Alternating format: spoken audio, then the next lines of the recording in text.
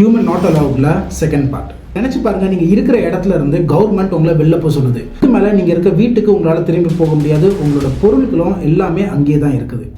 ஹே guys, so April 1986 so யுக்ரைனில் உள்ள Chernobyl nuclear plant இங்கே ஒரு சின்ன தவறுனால நியூக்ளியர் பிளான்ட் பிளாஸ்ட் ஆகுது.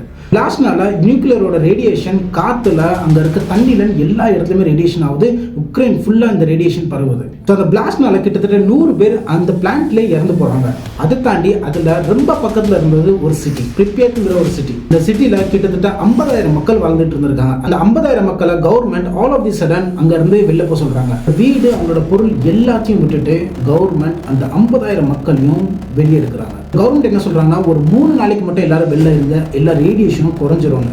ஆனால் அவங்களுக்கு அப்போ தெரியாது இதுதான் அந்த சிட்டியில் அவங்களோட கடைசி நாள்னு. இன்னும் அந்த சிட்டியில் திறந்த வீடு, குழந்தைங்களோட டாய்ஸ், சாப்பிட்டுட்டு மிச்சம் வச்ச பிளேட், இது எல்லாமே வச்ச இடத்துல அப்படியே இருக்குது. ஆனால் அந்த ஊர் அங்கே இல்லை. அந்த ரேடியேஷனோட தாக்கம் இப்போ வரைக்கும் அந்த ரேடியேஷன் அங்கே குறையில.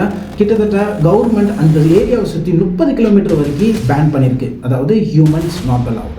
அந்த மொத்த சிட்டியும் இப்போ மொத்த பெரிய காடா ஆயிருச்சு. ஸோ இங்கே கம்ப்ளீட்டா போகிறதுக்கு அலவுட் இல்லையான்னு கேட்டிங்கன்னா அப்படி இல்லை. வித் கவர்மெண்ட் பர்மிஷனோட சர்டன் லிமிட்ஸ்குள்ள மட்டும் ஹியூமன்ஸ் போகலாம். அதுவுமே நிறைய ப்ரிகாஷனோட எந்த ஒரு பொருளையும் டச் பண்ணாத மாதிரி போயிட்டு வரலாம். ஸோ இது டூரிஸ்ட் பிளேஸாக இப்போதைக்கு இருக்குது. இதில் இன்னொரு இன்ட்ரெஸ்டிங்கான ஃபேக்ட் என்ன அப்படின்னா, நிறைய மக்கள் என்ன சொல்கிறாங்கன்னா, அங்கே ஒரு வித்தியாசமான மிருகங்கள் இப்போ இருக்குது. ஸோ அந்த ரேடியேஷனோட தாக்கத்தினால அடுத்தடுத்து பிறந்த மிருகங்கள் எல்லாமே விகாரமாக அங்கே இருக்குன்னு சொல்கிறாங்க. எந்த அளவுக்கு உண்மைன்னு தெரியல. இதுக்கு ப்ராப்பராக எந்த ஒரு தியரிட்டிக்கல் ப்ரூஃபும் இல்லை. ஹியூமனோட ஒரு சின்ன தவறு தான் செர்னோபில். ஆனால் அதோட இம்பாக்ட் ரொம்ப பெருசு. இந்த மாதிரி இன்ட்ரெஸ்டிங் வீடியோ நிறையவே இருக்குது. ஸோ மிஸ் பண்ணாமல் இருக்க பேங்க் தமிழ்னா சப்ஸ்கிரைப் பண்ணிக்கோங்க. ஸோ நெக்ஸ்ட் வீடியோவில் மீட் பண்ணுறேன். அது வரைக்கும் டேக் கேர்.